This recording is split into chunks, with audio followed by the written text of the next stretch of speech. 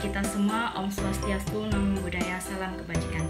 Sebelum kita memulai materi pada kali ini, mari kita berdoa menurut keyakinannya masing-masing. Untuk yang beragama Islam, mari kita berdoa bersama. Bismillahirrahmanirrahim. Robbi zidni ilma warzuqni fahma waj'alni minas sholihin. Ya Allah, tambahkanlah aku ilmu dan berikanlah aku rezeki akan kepahaman, dan jadikanlah aku termasuk golongan orang-orang yang soleh. Kita mulai dari tujuan pembelajaran layanan lembaga keuangan syariah. Setelah mempelajari bab ini, siswa diharapkan mampu menjelaskan pengertian letter of credit leasing syariah. Yang kedua, mampu menjelaskan pihak-pihak yang terlibat dalam letter of credit leasing syariah. Ketiga, mampu menjelaskan ketentuan apa dalam leasing syariah. Pada pertemuan kali ini kita akan membahas tentang leasing yang sesuai dengan prinsip syariah atau bisa disebut dengan leasing syariah. Sebelumnya, kita akan mencari tahu dulu bagaimana pengertian dari leasing. Menurut bahasa, leasing berarti sewa guna usaha. Secara umum, leasing artinya adalah equipment funding.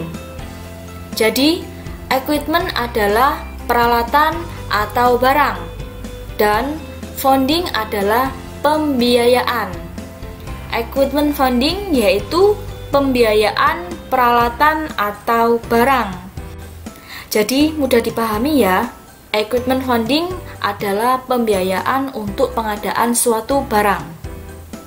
Secara bahasa, leasing atau sewa guna usaha adalah suatu perjanjian penyediaan barang-barang modal dalam suatu jangka waktu tertentu. Dan berdasarkan keputusan Menteri Keuangan nomor 1199-01/1991, leasing syariah adalah kegiatan pembiayaan dalam bentuk penyediaan barang modal, baik secara sewa guna usaha dengan opsi finance lease maupun sewa guna usaha tanpa hak opsi atau operating lease, untuk digunakan oleh lease selama jangka waktu tertentu berdasarkan pembayaran secara berkala. Mari kita bahas apa itu finance lease dan operating lease. Di sini ada jenis transaksi leasing. Yang pertama ada operating lease, adalah jenis transaksi leasing di mana lease atau nasabah atau seseorang yang menggunakan jasa leasing tidak mempunyai hak opsi untuk membeli objek sewa guna usaha. Jadi, nasabahnya itu hanya bisa menyewa tetapi tidak punya hak untuk membeli objek sewa tersebut. Yang kedua, ada yang namanya financial lease, yaitu jenis transaksi leasing di mana lease yaitu nasabah mempunyai hak opsi untuk membeli objek sewa guna usaha berdasarkan nilai sisa yang disepakati. Jadi, financial lease ini yang paling banyak digunakan oleh masyarakat umum. Jadi, sewa yang dimana di akhir opsi wajib untuk membeli objek sewa tersebut sehingga terjadi perpindahan kepemilikan. Pihak-pihak dalam leasing. Yang pertama ada lessor atau perusahaan sewa guna usaha yang dalam hal ini sebagai pihak yang memiliki kepemilikan barang modal. Intinya, lessor adalah perusahaan leasingnya. Jadi, ada berbagai macam nama yang mungkin kalian sudah sering dengar atau familiar dengan nama perusahaan lessornya. Yang kedua adalah lessor atau nasabah pemakai atau penyewa barang modal yang di dalam hal ini memiliki opsi pilihan pada akhir kontrak. Jadi, memiliki opsi untuk membeli objek sewa tersebut ataupun hanya menyewa saja tanpa membeli.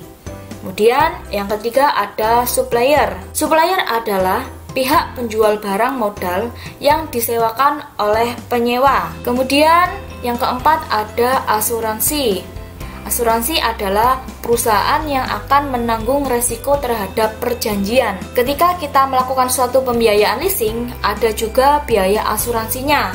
Biasanya seperti ini untuk mencegah terjadinya resiko. Yang terakhir ada bank atau kreditur.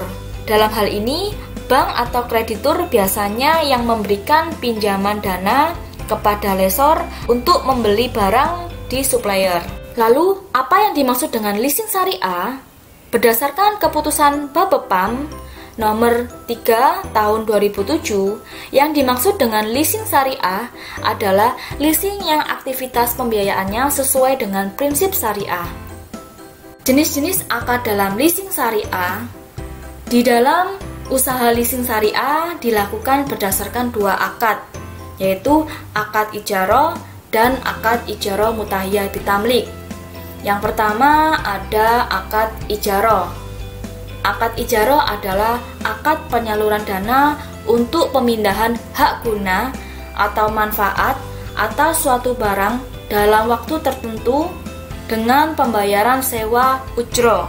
Dan ujroh kata kuncinya adalah sewa antara perusahaan pembiayaan sebagai pemberi sewa, muajir, atau secara umum bisa disebut sebagai lessor atau perusahaan leasingnya.